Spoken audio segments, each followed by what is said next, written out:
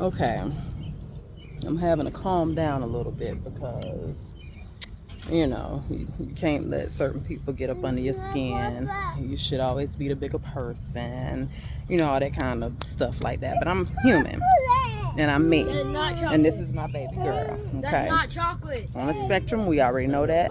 Pitt-Hopkins syndrome. We have some intellectual disability going on. We have some physical disability going on. Got a whole lot of different stuff going on, right? Neurological, disabilities, sensory, all that kind of stuff going on, right?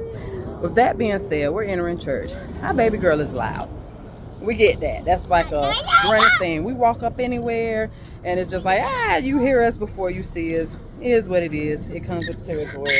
Mainly, but see, that right there. That's that sensory. She's excited about life. Is what it is. That being said, another reason why she's in therapies and all that, right? But that's a whole other conversation. So we go in.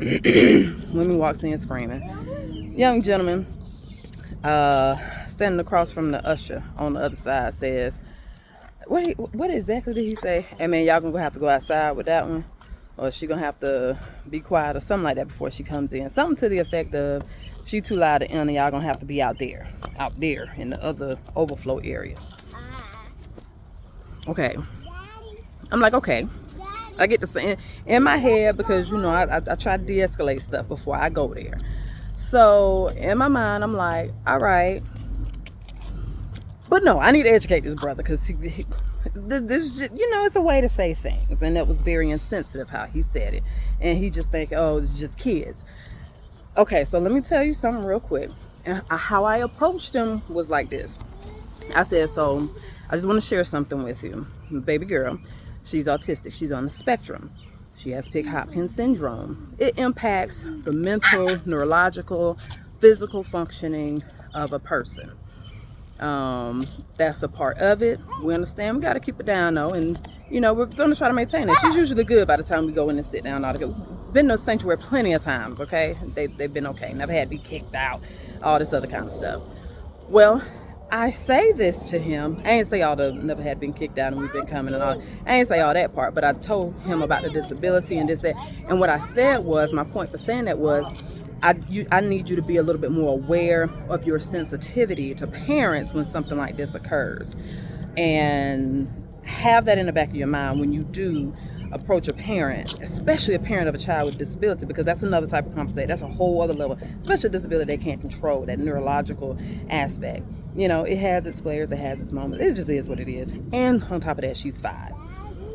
He proceeds to say, okay, but she has to be quiet before coming in, and I said, sir, I'm just letting you know you need to be more sensitive about your tone when you're telling a parent of a child with a disability something like, y'all gonna have to stay out there with it. You need to be aware of your tone. Be sensitive to those types of parents, because parents can take offense to that now, especially when they're trying to educate you and teach you on something.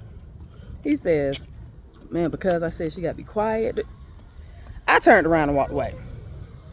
Because that part of Christy,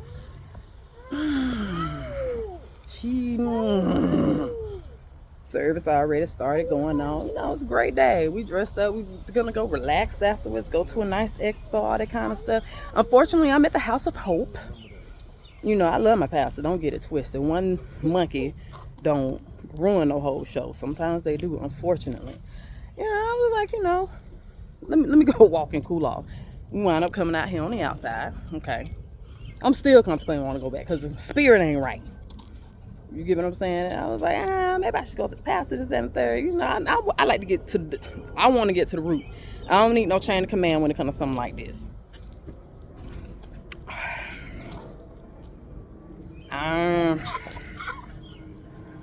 So I said, you know what? I'm going to make a post about it. Because everybody needs to be aware of this. Be sensitive. When you say things to parents about their children, especially after they've tried to educate you on why their child may be doing what they're doing. Here we go. Another outburst. And folks say, oh, well, she can control it as this, that, and the third. Kiss my ass. Ooh, I heard that. You said a word from Gorilla. It's what time? What time is it? It's 10 something. Church started at 10:30, 10:30 service. I don't know if I'm going back in. Of course I'm coming back. You know, this church, you know, he one clown that, you know, when I see a demon with my discernment, red, when the sirens go off, it's hard to reel Christy back in spiritually. I gotta get the spirit right. I gotta